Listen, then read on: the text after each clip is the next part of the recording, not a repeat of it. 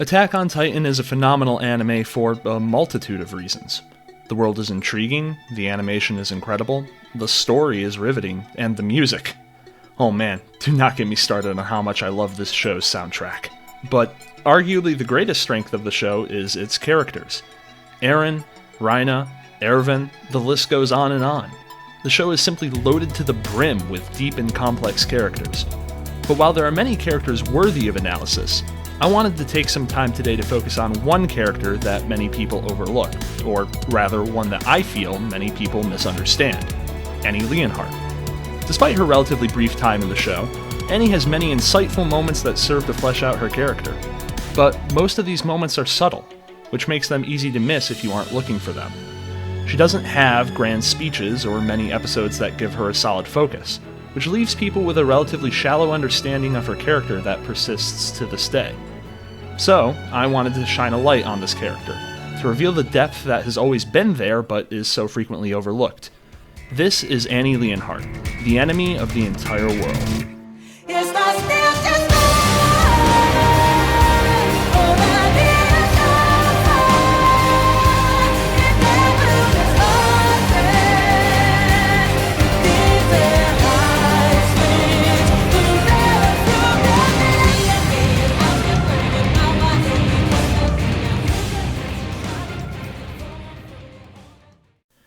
Now, to be perfectly honest, I am a bit biased here. My friends have described me as the OG Annie simp, and they're not really wrong. The fact is, I liked Annie as a character ever since that scene where she flips Eren and Reina on their asses. Everyone was losing their minds over Mikasa when there was another badass woman right there. I was excited to see all of the cool and epic things she was destined to do as the story progressed. And then this happened.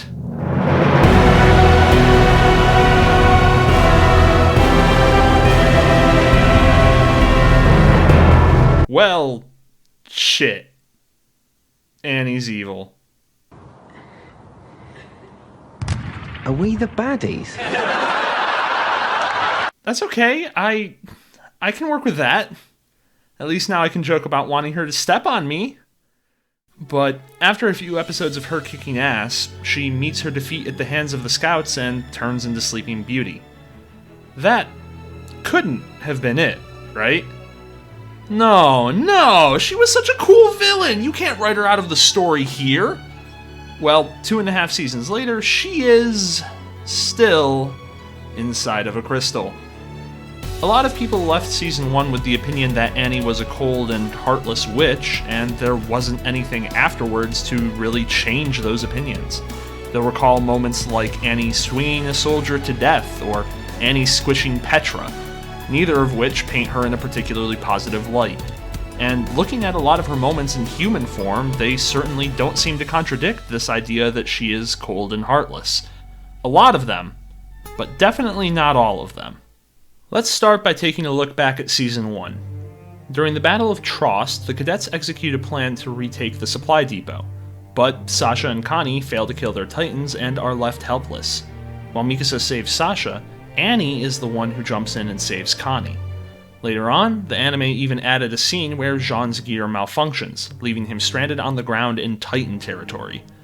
Annie joins Connie and Marco in an effort to rescue Jean, where she literally stomps on top of a Titan to protect him. These moments become even more telling when we compare her actions to those of her fellow warriors, Reina and Bertolt. Throughout Season 1, neither of them at any point go out of their way to save anyone, but Annie did it twice in the first arc alone, risking her life to protect the people that are supposed to be her enemies. During the aftermath of the battle, we see that she is absolutely mortified at the results of their actions. Again, compare her visibly disturbed and remorseful expression to Reiner and Bertolt's more neutral ones. From the first arc alone, it's clear that Annie genuinely cares about these people she's supposed to despise. And it's not just Season 1 either. In Season 3, we get a flashback that shows the warriors' role in Marco's death. Having discovered their secret, Marco simply cannot be allowed to live. And yet, while they all seem to grasp this, they all behave in very different ways. Reina shows no mercy to Marco, Bertolt tries to hurry the group up before the Titans get there, but Annie has a very different reaction. Not only is she visibly shaken, she curses out Rhina and Bertolt for putting them in this situation to begin with. When Rhina tries to pressure her into taking Marco's maneuvering gear, she initially refuses.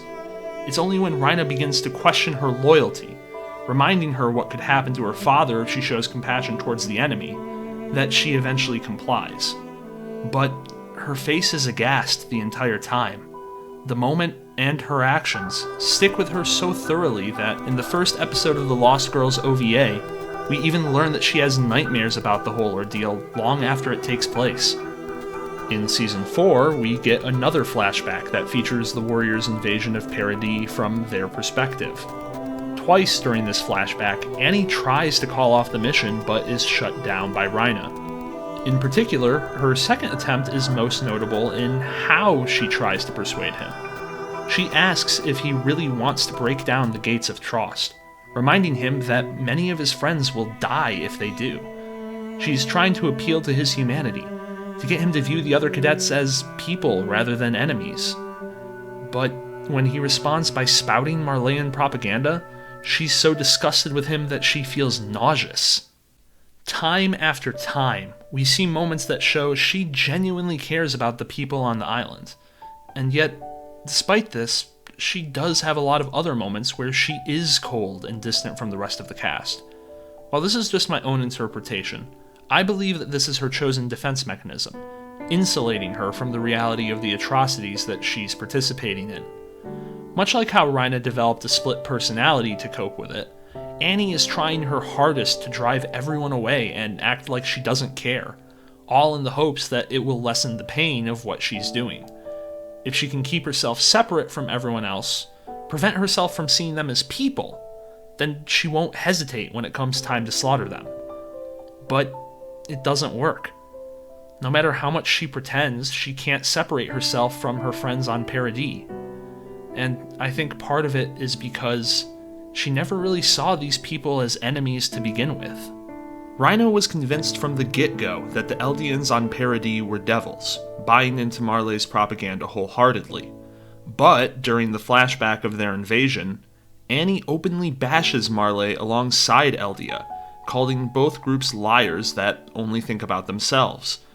Rather than going on some grand mission to save the world from the evil island, all Annie wants to do is go home and be with her father.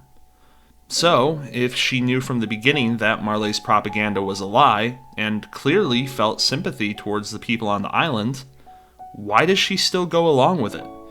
Why is she willing to kill no matter how much she seems to hate it?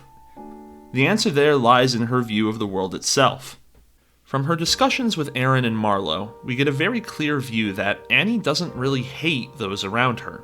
Rather, she hates the institutions that hold power over them. While this is perceived to be the military in Season 1, her outburst of disdain towards Marley shows that her feelings are also directed towards them. To her, these are powerful entities that cannot be challenged and cannot be changed. Knowing this, most people simply try to make the best out of the situation that they're in, herself included. She frequently refers to herself as weak, and I think this is a reflection of her acceptance that it is hopeless to challenge this cruel world. She doesn't fault anyone who resigns themselves to it. It's normal, and she reminds us that we shouldn't view these people as less than human simply because of their weakness. But while she sympathizes with the normal people, she still holds respect for people like Aaron and Marlowe, who actually have the ambition to try and change the world around them. Despite the magnitude of their goals, they push forward with a resolve that she simply does not have. But, unlike most other characters, she knows the full scale of the challenge. Marlowe is concerned for a branch of the island's military, Aaron is concerned with the Titans beyond the walls, but she knows that the true enemy is far grander than anything they can possibly imagine. She knows the full scope of the problem, and it overwhelms her. In some ways, I think this makes Annie arguably the most tragic of the warriors. Unlike Rhina, she knows from the beginning that what she's doing is wrong. It horrifies her to her very core. And yet, what is she supposed to do? How could she possibly challenge the structure of a world that despises her so? She can't. She knows she wouldn't succeed, and trying to do so would only put her and her father's lives at risk. So, she bears it, pushing forward in the hopes of some solace at the end. Solace that she knows will not come. Annie called herself a weak little girl, and against the entire world, she was. I'm not trying to justify her actions or claim that what she did was right. Annie is a villain. She has killed countless people, there's no denying that. But I think that simply writing her off as cold and heartless is a genuine disservice to her character. Beneath the facade is a complicated human, one who feels compassion towards her enemies, who shows remorse for her actions. She deserves to be seen for who she truly is, not the act that she tried so hard to personify. And while she might not be a good person, she is a damn good character. Thank you very much for watching. If you enjoyed the video, please drop a like down below. And if you would like to see more from me, I would be extremely grateful if you hit that subscribe button as well. Let me know down in the comments if you have any suggestions for new topics that you would like me to discuss. Until next time, this is Paradigm, and I hope you have a phenomenal day.